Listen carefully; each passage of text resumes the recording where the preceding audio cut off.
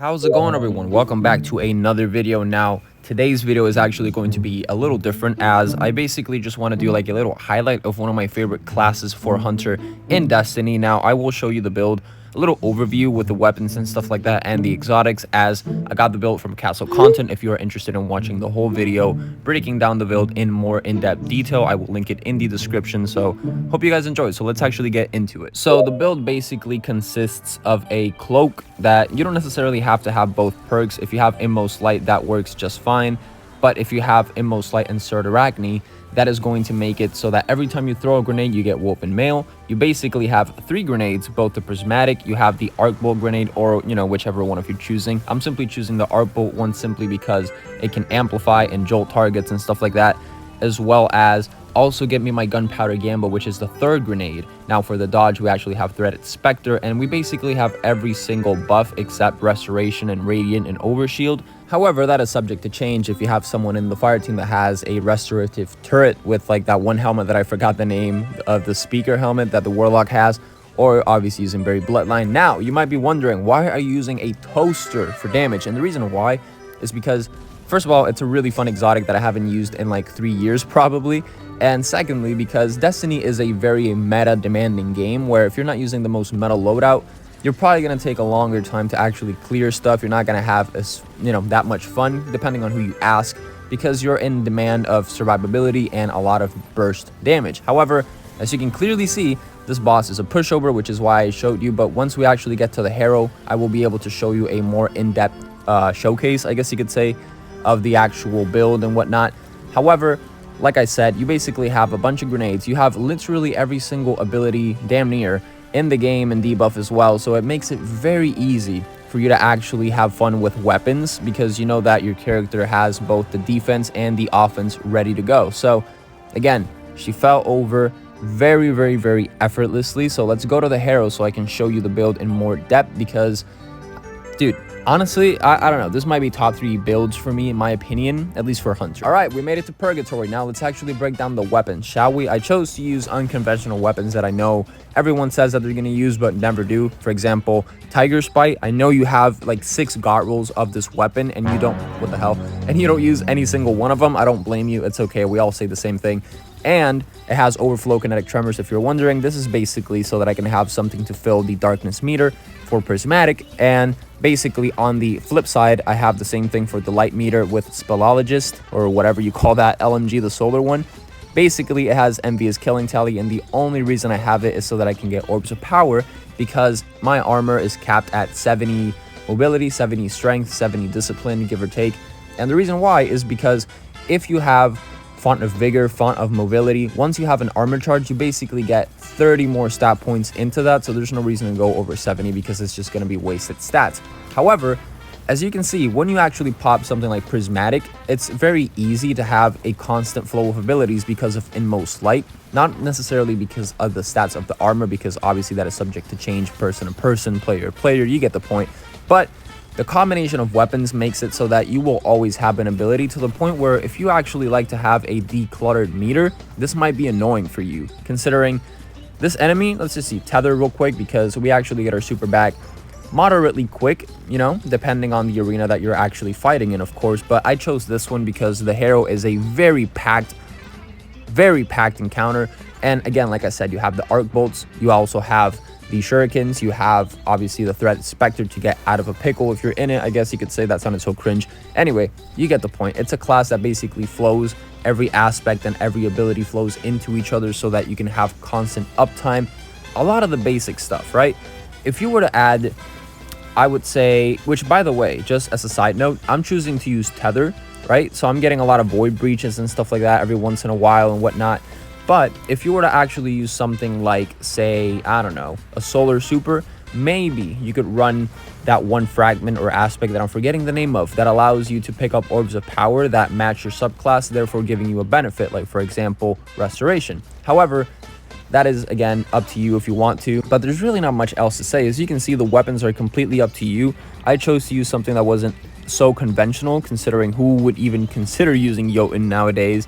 And same thing for the other 2 weapons, I just had them on because they simply fit the build and they fit the bill. So I'm actually gonna have to go over here though. That's kind of, Unfortunate, but it does not matter. So again, like I said, you have a little bit of everything. Now, when it comes to actual boss damage, again, it's completely up to you, since, you know, the weapons that you use and whatnot are obviously going to be the ones that do all the work. But if you also consider that, for example, these little fire sprites that spawn, that is also part of the build. So again, depending on what subclass you're using, you're going to have different results.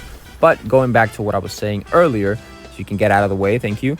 I cannot stop throwing grenades, right? This is one of the most fun builds for Hunter, because one of the things that people complain about the most for Hunter, myself included, is how squishy you are in comparison to Titan and Warlock, obviously. But the reason why people say that most of the time is because of stuff like Banner of War, stuff like Well of Radiance, stuff like Restoration, Karnstein Armlets, stuff like that one glaive that I forgot the name of that heals you when you get melee kills and stuff like that.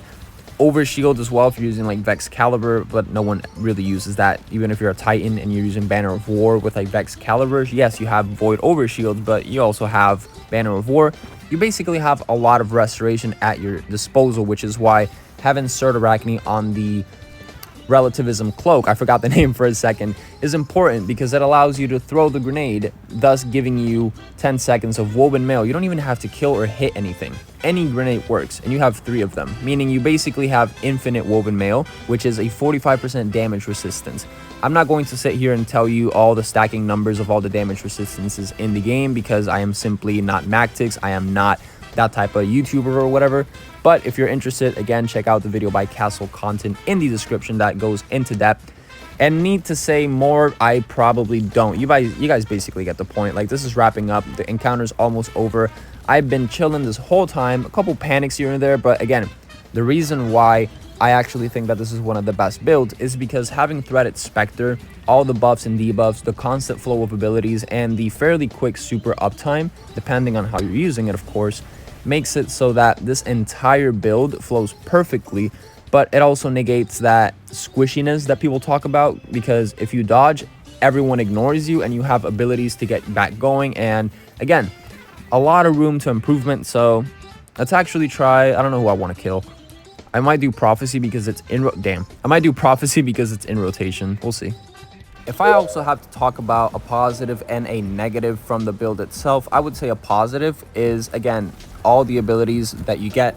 That's more than obvious, but the reason why I keep reiterating that is because if you are getting multi-kills, right, with abilities, so like say a Shuriken, which balances off 3, 4, 5, 6 enemies depending on who's in the area, that is going to fill your meter up. For example, one Arc Bolt grenade that gets like a double kill or triple kill can damn near give you a gunpowder gamble depending on how many enemies nearby, because it charges quicker. If you were to use a solar weapon like Jotun or Speleologist like I'm using here, it's fine, right? It's going to be like, you know, a box per kill. If you use an ability, however, for whatever reason, it fills up damn near quicker, super drastically, as if the rent was due. So that's something else that you need to keep in mind. That's the reason why I honestly believe that it's so good, because the fact that if you had to use solar weapons to get gunpowder gamble back, you will probably get it way less often, of course, because this is a build that in my opinion focuses on the abilities. I am using the weapons, of course, but realistically, the only reason I'm using the heavy is for the orbs of power, not so much for damage, because Jotun is like a portable shotgun that lags and has a lot of ping, and that's why it actually shoots the way that it does. I love this toaster, but I can't lie to you, the fact that it has incandescent is a change that it needed since like forever ago. I could imagine that if you were to use something like, I forgot the name, whatever, but if you were to use the new Velocity Baton or whatever, the grenade launcher that has like attrition orbs that is oh my god, from like Vesper's Host, or the grenade launcher that you can get from the Lost Signal, that one, yeah, the craftable one. These grenade launchers also can debuff, so if you're not in the mood to actually be using an arc bolt grenade that, you know, weakens targets and jolts and stuff like that, not necessarily weaken, sorry, then it's totally fine. You could probably get away with using a weapon like that to do it for you, and you could fill the darkness meter up, allowing you for more weapons. Now, I actually did see Castle Content and a couple of my friends that use similar builds always suggesting that one of the best things that you could use is something that has Volt Shot incandescent, something that can kill a group of enemies quickly, especially Firefly on a hand cannon, because that way you can end up getting even more gunpowder gamble energy. But alas, let's focus on the big boy right here. So as you can see, there is no rotation. You can do this however you want. I basically just choose to do a little bit of everything, but again, I want to use Jotun. Probably not the best, alternative, I guess you could say, or the best weapon, hitting for like 50 to 60 to 70 per shot, per toaster, per whatever you want to call the bread that's hitting the boss, the hot honey bun. Listen, you get a little bit of everything, and I think it's really fun. However, how many people would you really have, using a build like this, or where you would probably use it? You would probably have to use it in the first half of dungeons, because I feel that once you start getting into the Ghost of the Deep Warlords territory, you will be obligated to actually use weapons that are really good. If you want to actually have fun weapon-wise and inventory-wise, yeah, just probably stick to like the 4 original dungeons. But if you actually want to take it up a notch, and you actually want to solo flawless one of the newer dungeons like Warlords, Vespers, Ghost, for example, Spire, even Duality, you could definitely get away with it because the class allows you to, but the weapons are probably going to be a little bit more. That was a waste. God damn it, dude. I literally threw that into the void. But the weapons are probably going to be a little bit more strict. Now, as you can see, if I actually was able to apply Scorch to this man, that would also be major, but apparently not. Can't win them all. But that's basically it. That's literally the weapon. That's literally the class. I was actually going back and forth thinking, what super would be best to use with something like this. And I basically got to the conclusion that Tether is the best one because it allows you to do a lot more damage. And the damage also spreads to nearby enemies if there are any, which probably not, considering you're basically killing everything instant in like a sap. So I doubt that that's going to be the case. But going back into that point, I think it's a very flexible class in the sense that if you want to play into a playstyle that is very aggressive, you can definitely do it because of the healing, the not the invisibility, but the actual dodging to use Threat Spectre to basically become invisible while everyone ignores you and you can do your thing, right? That type of stuff works really well in settings like in this dungeon where you have to specifically stand in light or dark or whatever to actually be able to get the bingo cards. If you want to do that, it's best to be invisible, which is why I chose not to use something like, for example, I don't know, like, I keep forgetting the names of the fragments. I'll have them on screen. It's the other hunter ones that people usually use. That's why I chose, Threaded Spectre. Now, another thing is going back to the supers, which I almost died and had to use mine, goddamn. Okay, another thing that I was saying when I want to go back to the supers is you can actually use something like Silence and Squall. However, that super, in my opinion, doesn't do nearly enough damage comparatively. However, you could do, damage over time, take damage, however you want to call it, while you were using your weapons. So maybe depending on your playstyle, you could probably, get some different results depending on who you ask. I don't know. I'm not going to make a poll on it because everyone plays differently. And on that same topic, if you were to play very defensively, having Prismatic is like, I believe, a 30% damage resistance or something like that if you have Prismatic active. If you don't have it active, I think it's like 15% if you have like Faceted Protection, or 12%. So you benefit a lot. This build allows you to not have that squishiness conversation with your friends about Hunter and stuff like that. Now, if we were to take it outside of dungeons and raids, where exactly would you take it? I don't know if this is a build that you could take probably into like a GM, for example. I feel like the build allows you to play range if you really wanted to, but also requires you to be in the mix so that you can get ability kills. Like I said, I keep reiterating that, I'm sorry, but I don't know. Because of that factor, I think it's very easy to actually stay, more to like a dungeon build, I guess you could say, or an activity focused build, an exotic mission build, rather than an end game, I want to solo a Grandmaster type of build. Now, that being said, though, as for the weapons, I was actually considering Cry Mutiny because it's a GL that has Swashbuckler and Incandescent, but I advocated against it. It's very similar to Jotun, so boohoo. But that's also a really good option that you could use if you wanted to. Swords as well. I feel like Temptation's Hook would work depending on the role that you get because it is a solar caster sword, if I'm not mistaken. It's one of the ones that you can basically throw a flying piece of paper at someone from like 20 feet away. So it's pretty nice. I don't want to necessarily 4-phase, so I'm just going to go get ammo. And I'm also going to get that Overpowered so that I can get a Solar Surge, because I'm only using 1. Probably could use 2, but no. Now that I think about it, something that would also be a really good exotic to use in a setting like this would definitely have to be Whisper of the Worm. I know that Still Hunt is like the obvious answer, but dude, the fact that you got to keep following the boss and watch out for the floor and also not get hit by him, if you were using Whisper, it would probably be really fun, but you would have to play range. So I guess in the instance of you getting smacked with like the teleporter or whatever you want to call that, you probably would benefit. I'm so glad I got that.